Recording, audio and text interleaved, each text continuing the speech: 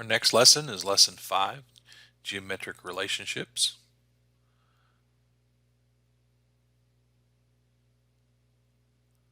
And this is all about design intent and relate faces. So first of all, we need to understand what design intent is. So, design intent is how you desire or expect a model to react when you do a design change. Synchronous technology in Solid Edge offers the most flexibility when it comes to design intent because you can change anything you want whenever you want. So let's kind of look at what the difference is. So over in the folder for lesson 5, you're going to find a design intent block. I'm going to open that up. And so it's just a very simple block, but it does a pretty good job of explaining design intent. So first of all, we're looking at this part, and let's say that there's some design changes that need to happen. So this needs to be 100 millimeters wide. All the material needs to be added to the back side. In other words, I don't want this angle to change. I don't want this distance to change from face to face. Also, the lug here in the middle needs to be 45 millimeters. Um, and so if we look at this, and this center lug also needs to be 20 millimeters taller. Now this was done in ordered modeling, right? History-based modeling. So let's take a look at that. I'm going to hide the PMI dimensions, and I'm going to do a go-to so you can see how it was built. First of all, a profile was built and extruded. Then a cutout was added. And then a second cutout was added, and then the part was rounded. Okay, so if you think about how this is built, remember we said we want the centerpiece to be wider. Well, the only way to get that wider is to remove, 7.5 millimeters from each of these numbers, each of these cutouts to make that wider. So you got to kind of work backwards. Even making this simple edit to make this 100 millimeters wide can be a challenge in ordered modeling. So let's go look at that. I'm going to go to the profile of that sketch that was drawn, and I want to make this 100, and then it moved the wrong side. It pushed this out to the right, and it changed the angle. I don't want to do that. Why did that happen? Well, if this gets wider here, it also needs to get wider here. This is a locked dimension. That means it can't change. So I'm going to unlock that dimension so that it can change when I change this number. Still did the same thing. Why did it do that? Well, again, when this thing was built, this midpoint was lined up on the coordinate system with this alignment. Well, that's preventing this from growing to the left. So I need to take that relationship and delete it. Now, none of those things were wrong at the time the part was built because that was what made the part what it was. It's the changes now that become a problem because it prevents us from changing it the way that we want to. All right, so now I've extruded that, but what happened here? Well, my cutout doesn't go all the way through. Why did that happen? Well, whoever modeled this, when you get to the extent step for the cutout, instead of saying through all, they just picked a point that was through the part at the time, which was fine, except now the part got wider. It remembers where that point was clicked, and that's all the further it goes. So really, this should have, they should have used the through all, pointed in both directions, and that way it doesn't matter how wide it gets, it's always going to go through the part. All right, let's finish that. All right, then, we said we want this to be 45 millimeters wide. So I need to go to this cutout. Let's go to its profile. And so from the center point, I need to add then, on this one, I need to add half of the 15 millimeters that I need to add to make it 45. So I'll do plus 7.5. And then I need to subtract that 7.5 off of this dimension. It's 27.5. Okay. So that created that cutout. Now this one is shifted over and it's not on center. What happened here? Let's go to this cutout. Let's look at how it was dimensioned. Okay, and it was dimensioned from the other side. So that's going to be 45. And again, this is going to have to be 27.5 to subtract that 7.5 millimeters. So it's a lot of calculations and things to get the final result that we want. Remember, this needs to be 20 millimeters taller. Well, that's a bit of a problem because I have rounds on here, and yet I need to extrude this up. So, oops, I would have to go in here and create an offset plane, maybe parallel plane, and we want to bring it down to there, and then we're just going to use the project to sketch. So we're going to sketch on that plane, and then we'll use project to sketch.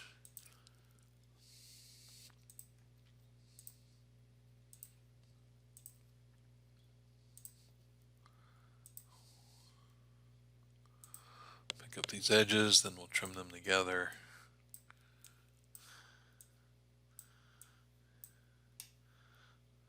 So that we get something that we can extrude.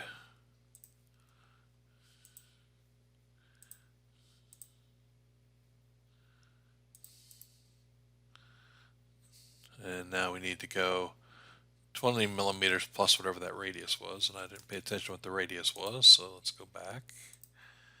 That's a 5 millimeter radius, so I need to go 25 when I do my extrude, selecting from the sketch, and we're going to come up 25. So I added my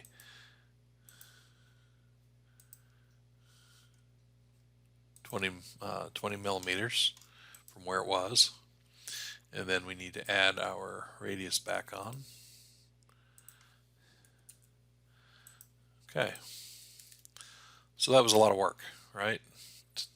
So the design intent really, if I would have thought about that, or whoever, when they modeled this, would have thought about that, they would have modeled it a little bit differently so that those edits would have been made easier. However, with synchronous technology, let me close that. So let's reopen the file.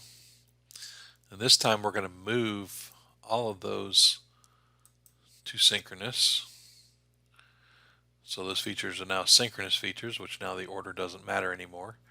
I'm going to go into the PMI here because what happens is it basically doubles the dimensions because every dimension that was in the sketch gets transferred.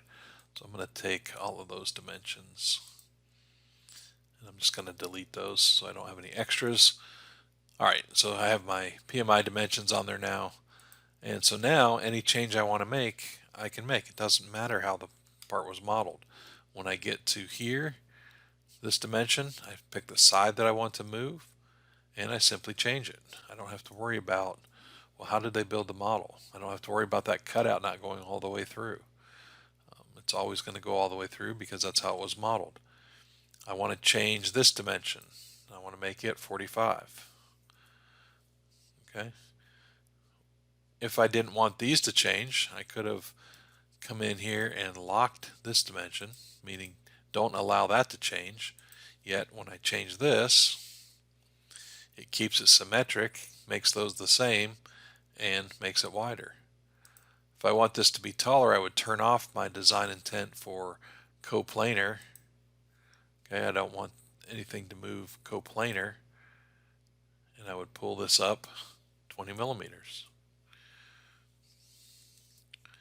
Simple and easy. I don't have to worry about anything, right? I change whatever I want, wherever I want, however I want, no matter how it was modeled. So that's what I'm talking about with flexibility of design intent when using synchronous technology. Okay, let's go back to the PowerPoint.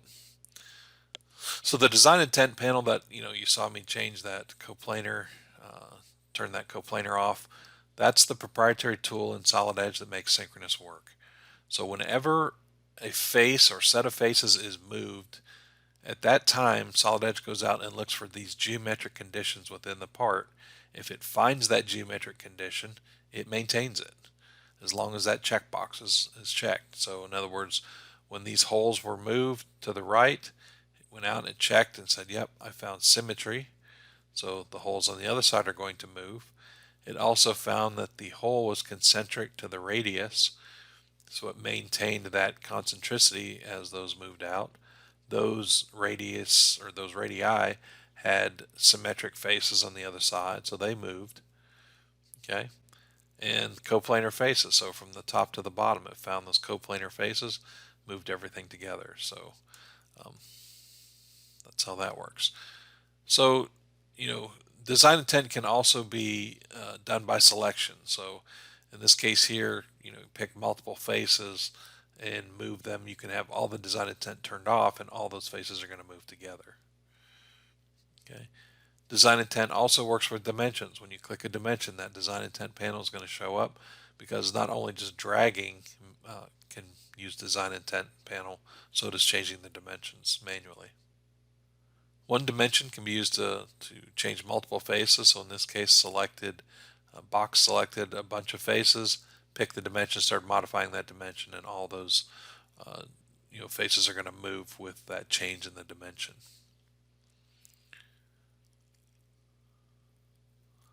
Anytime you see a blue dimension, that's an unlocked dimension, meaning you can change that dimension directly, or it can be affected by the change of another dimension. If the dimension is locked, if you click the little lock button like I did on that previous example with the design intent, where I changed the cutout to a locked 35 millimeters, that means the only way that dimension can change is if I change it directly by clicking on it. Changing any other dimension will not modify a locked dimension.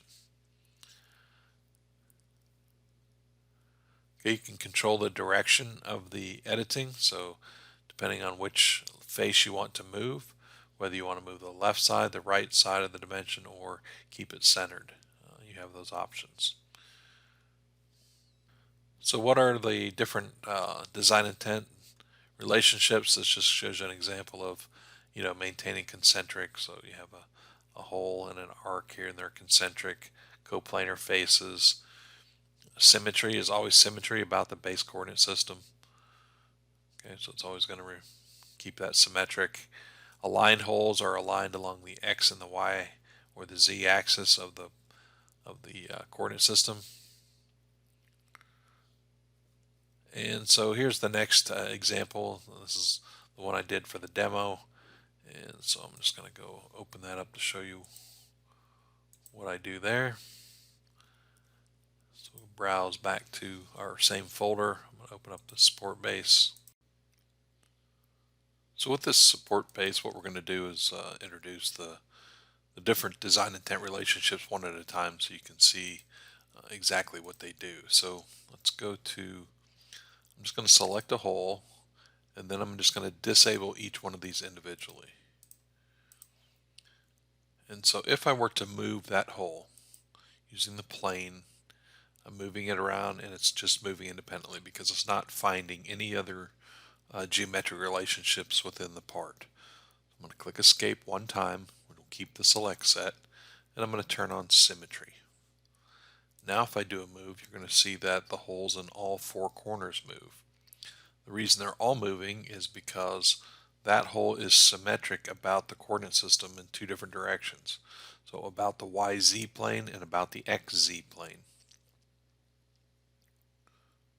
So it's picking up the symmetry, it's maintaining that geometric condition.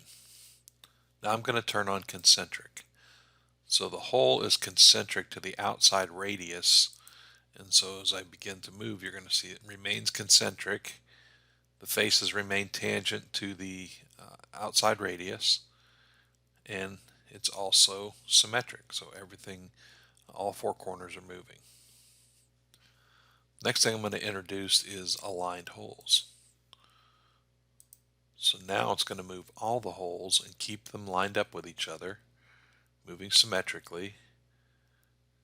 And so as long as they're aligned along the X, Y, or Z axis, it will maintain that alignment.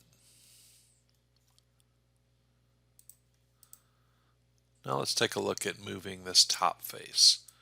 When I move this top face up, you're going to see the face on the opposite side move because of symmetry. You see that symmetry is found. You also can see that offset and coplanar are found, but they've been disabled. So when you start to do the move, it drops the list to only the things that it finds. And so I'm going to click escape. There's the default relationships. I'm going to turn on offset. And so you can see that there's a small offset face. inside of there. It's inset, and so now if I pull that up, you're going to see that it's going to find that offset face. Also finds as their symmetric faces, and they all move together. Click escape one time and I'll turn on coplanar. Because all of these are coplanar, now as I begin to move that up, they're all going to move at the same time. Now let me just disable coplanar for a second. I'm going to pull this one up above the other two because I want to show you something else. So now when I click a face and I'm going to put this on rotate, I'm going to turn on all of the design intent so it'll find everything that it can, and I'm going to initiate a rotation of that face. Notice what happened, that it found symmetry and it found the offset face, but it did not find coplanar. Okay, even though these two faces are coplanar, it removed the coplanar relationship, and the reason it does that is because those two can fight against each other. So if you can imagine, if I turn off symmetry and I initiate that move, now coplanar will be found and it maintains coplanar. So it can't maintain a coplanar and a symmetry at the same time. So they made a determination that symmetry is the stronger relationship. Typically when things are symmetric, that's the relationship you want to maintain. Once you turn that off, then we'll go out and begin to look for other types of relationships like coplanar.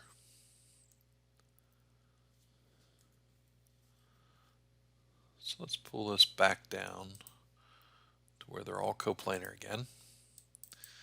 Now, what if I only wanted 2 of these faces to move, or 3 of these faces to move, and 1 get left out?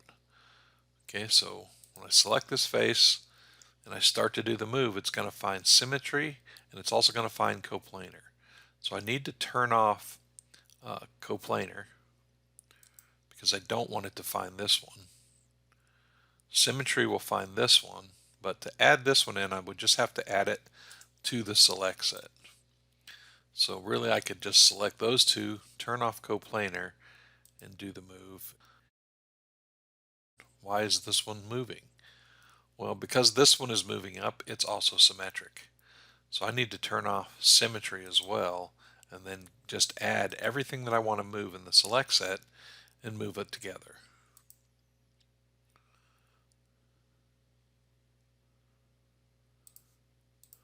So sometimes moving by selection is the only way to get the answer that you're looking for. Notice that I can also add dimensions. So if I were to add a dimension between these two holes, and I change that dimension, symmetry also still comes into play. Let me reset my design intent by just tapping R. It resets all of the default design intent relationships. So as I begin to change that dimension, it doesn't matter which way the arrow is pointing because they're symmetric. It's going to move them in both directions. Now notice that the design intent still kicks in. It still finds the aligned holes, still finds the concentric, still finds the symmetry. So whether you're clicking and dragging faces or using dimensions, design intent works exactly the same. So there are a lot of different face relates that you can create between the different faces in your part. So if you have things that are not lined up or not where you want them, you can use these face relates. It's kind of like in 2D when you have two lines you want to be collinear, or you have a line you want to be perpendicular with another line. You have those same things in 3D with faces. So these are all the different kinds of face relates that you can create. You also have the option to persist them, meaning they will be added to the model and it will forever be there unless you delete it. And it no longer relies on design intent to maintain it. So if I say these two are coplanar and I save that as a relationship, even if I turn off coplanar when I start to move that face, because they're locked to be coplanar together, it's going to be maintained. Concentric, maybe I have a hole that's off that I want to be centered on this radius. I would use the concentric relationship, and in this case it's persisted, so it gets added as a permanent relationship in the model. So how it works is the seed face, the part that the face that you pick first, is going to move to the target.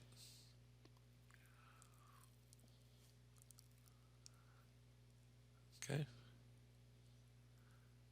By default, the relationships are persisted. As a rule of thumb, I turn off persisted if I know that a design intent relationship can maintain it for me, because I don't really want to build the overhead within the model if I don't need to. You have an option for single align and multiple align. Let me just show you what that is. It's easier to show than to try and explain. So we have a model just for this called multiple align. So here I have this block and it's got 4 faces here, and they're all at different levels. So what I want to show you is multiple align or single align. So I'm going to select, remember the space bar makes it so I can add faces. And I'm going to use coplanar. And so the two options I have are single align or multiple align. I'm going to have it set to multiple align. Notice they're all bright green. That means that all the seed faces, all the ones I selected, are going to move to one target face. And they're all going to be at the same level. Okay, so that's multiple align. That's probably the one you're going to use the most often. Single align allows you to select these faces again. And I'm going to change this now, coplanar, and I'm going to change the option to single align. Notice that only one face turns bright green and the other two are dark green. So the bright green face is I need to tell it what face do I want to align it with. And I'm going to click this, and you're going to see these two are just along for the ride. They're going to move up relative, but they're not all going to be at the same height. Okay? And I accept it. It's going to drop out that one. It's going to go to the next one. So, okay, what do you want to align that face with? I want to align that with this one. This one's along for the ride. It just drops down with it. And then I accept it. And then that one drops out. And this is, which one do you want to align this with? I want to align that with this one. Okay? So that's the difference between single and multiple align.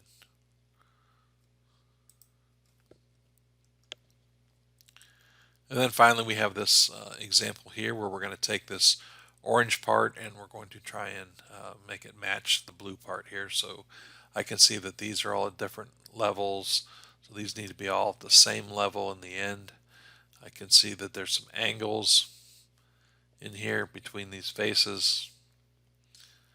Okay, and you make those match up. This is not parallel. You know, it's a lot fatter here, but I can see this parallel here, and the whole thing's been tipped. And then also I see, you know, some holes are lined up and some faces are lined up back here. So let's see how we would do that in Solid Edge. So I'm going to close this file.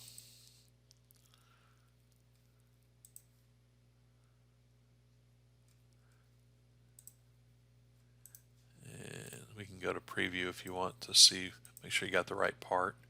That's the one I want. All right. See, this is asynchronous. That's good. What I want is I want those faces to all line up with this one. So I'm going to use the align, and I'm going to use multiple align.